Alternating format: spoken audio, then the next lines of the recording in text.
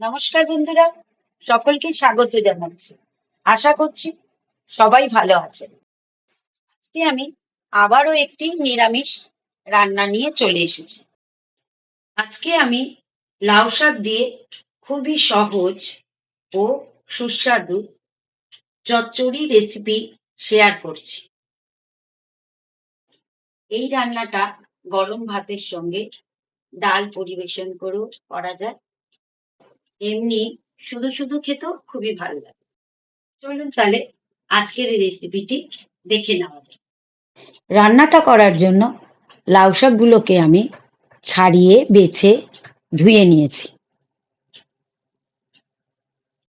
এবার কড়াইয়ে তেল দিয়ে তেল গরম হয়ে এলে এর মধ্যে একটা শুকনো লঙ্কা ফাটিয়ে দিলাম, কিছুটা পাঁচফোড়ন দিয়ে পাঁচফোড়নটা নাড়াচাড়া করে পাঁচফোড়নের যেন সুন্দর একটা গন্ধ এলে আমি কেটে রাখা সবজিগুলোকে এর মধ্যে দিয়ে দিয়েছি। এখন আমি এই সবজিগুলোকে ভালো করে নাড়াচাড়া করে নেব। এর মধ্যে আমি দিয়েছি কুমড়ো, আলু, বেগুন, ঝিঙে, এই সবজিগুলো আমি এখানে ব্যবহার করেছি।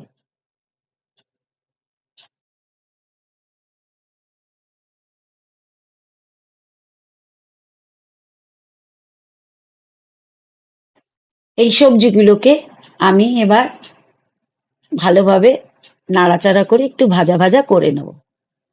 এখন আমি এর মধ্যে 3টে কাঁচা লঙ্কা দিয়ে দেব।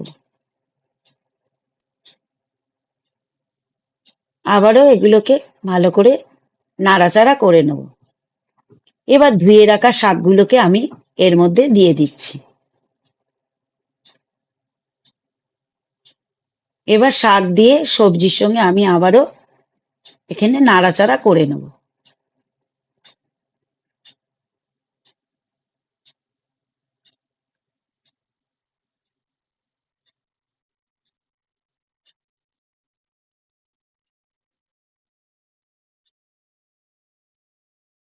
এই নাড়াচাড়া করে এবার আঁচটাকে কমিয়ে দিয়ে 3 থেকে 4 মিনিটের জন্য আমি এটাকে একটা ঢাকনা দিয়ে ঢেকে দেবো। 4 মিনিট হয়ে এলে এবার ঢাকনাটাকে তুলে সবজিগুলোকে নেড়ে এবার দেখবো যে সবজিগুলো আমার কতটা সিদ্ধ হয়েছে।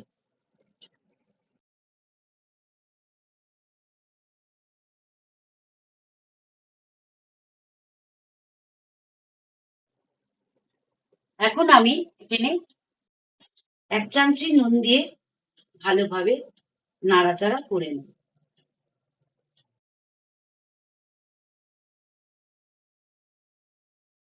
এই লাউ শাক থেকে নিজে থেকেই জল বেরোয়, দেখুন লাউ শাক থেকে কিরকম জল বেরিয়েছে। এই জল দিয়ে আমার সবজিগুলো সিদ্ধ হয়ে এসেছে। এখন আমি 1/2 চামচি হলুদ দিয়ে এর সঙ্গে মিশিয়ে নেব।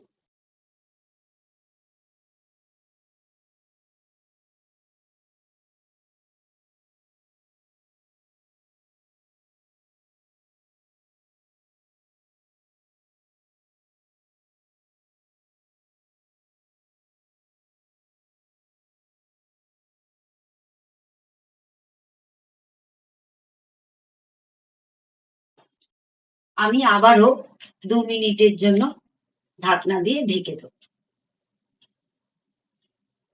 2 মিনিট বাদে ঢাকনা তুলে নাড়াচাড়া করব। এখন আমি এর মধ্যে সর্ষে, পোস্ত আর লঙ্কা পেস্টটা আমি এর মধ্যে দিয়ে দিচ্ছি। এবার এটাকে আমি ভালো করে নেড়ে চেড়ে সর্ষে পোস্ত গুলো সবজির সঙ্গে মিশিয়ে নেব।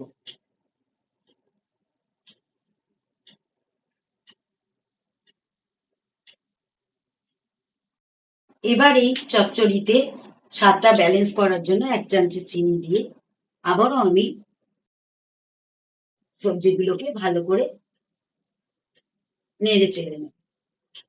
এখন আপনারা চাইলে এর মধ্যে ভাজা মশলাও ব্যবহার করতে পারেন, কিন্তু আমি আর কোনো মশলা ব্যবহার করছি না। এখন আমি এই যে সবজির মধ্যে যে জলটা 2-3 মিনিট মতো ভালো করে নেড়ে চেড়ে জলটাকে আমি শুকিয়ে নিই।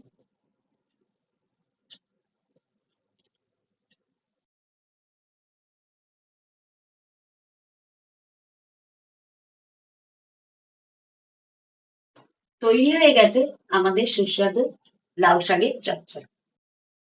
এরম একটি রেসিপি থাকলে নিরামিষের দিনে ভাত খাওয়ার জন্য আমাদের কোনো অন্য রেসিপির প্রয়োজন নেই। বন্ধুরা, আজকের মতো এই পর্যন্ত। আবার দেখা হবে পরবর্তী কোনো নতুন রেসিপির সাথে।